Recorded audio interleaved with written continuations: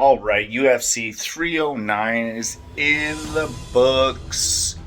Basically, things happened the way that we knew they were going to happen. We got an amazing fight from Chandler and Oliveira, but it unfolded the way that we basically thought that it would unfold. Michael Chandler, super stand-up guy, amazingly respectful towards Charles Oliveira. He actually tapped in the last few seconds of the fifth round, trying to give him the win, like respectfully. Like, we don't need it to go to the judges. I tap, you win. Like, just super respectful. I liked that. I was wondering what I was looking at when it happened. I was like, did he just tap? What's going on? And it ended up coming out that he was just trying to be super respectful and just basically kind of admit that Charlie won the fight straight up. You know what I mean? So, great card. Bo Nickal, accused of being overrated. People will be talking about that, but at the end of the day, he went 15 minutes. He didn't need any wrestling, and he got the W over a much larger opponent. So there was that fight, and mostly right now, I just want to talk about our buddy Johnny Boney Jonies. You know what I mean? So I predicted this. What I said was going to happen has happened, because in the post-fight interview in the Octagon, Jon Jones said that him and Dana White had some negotiating to do, and maybe he wasn't going to retire after all. Said him and Dana had some talking to do, and maybe they'll give him what everybody wants. And the crowd erupted. And Tom Aspinall was sitting there and had a big old smile on his face. And it's looking like we might get that fight. Jon Jones, he's still playing his cards.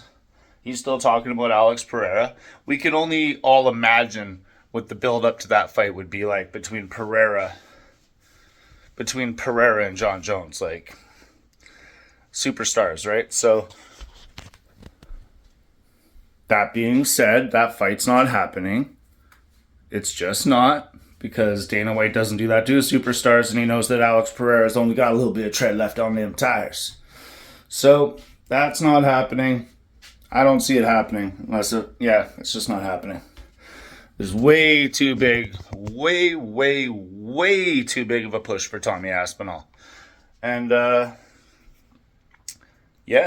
Jon Jones says he wants that fuck you money to fight Tom Aspinall. He is, as much as he's trying to say he's not afraid of Tom Aspinall, he's said absolutely everything except that leading up to this fight. He says, now that you guys have found a guy that's 7 years younger than me and 30, you start off at like 20 or 25 pounds heavier, and then it was 30, 35 pounds heavier. Clearly, he sees himself with a heavy disadvantage against Tom Aspinall. Something that he doesn't feel comfortable with either way, because the way he's wording everything tells us he does not want this fight. It's that simple. But you don't always get what you want. But if you try real hard, you might get what you bleed. You know what I mean? So, yeah. I'm interested to hear what Tom Aspinall thinks about all this. And, it was also interesting. Like, Jon Jones did a great job in his post-fight interview, for the most part, except for the Alex Pereira bullshit. When asked about him disappearing like he normally does, he answered back that he thinks he has some negotiations to do with Dana. So, what I took from that response is that he might not be going anywhere right now. Because, just like Pereira, he doesn't have a lot of tread left on the tires. As we all know, he's been doing nothing but tell us all about it. Him and Dana White.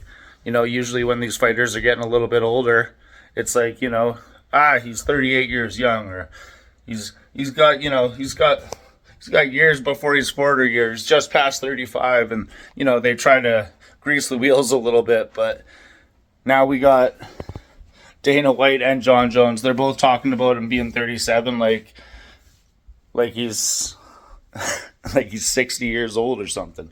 So, anyways, I called it. I predicted it. Looks like we're going to get Jon Jones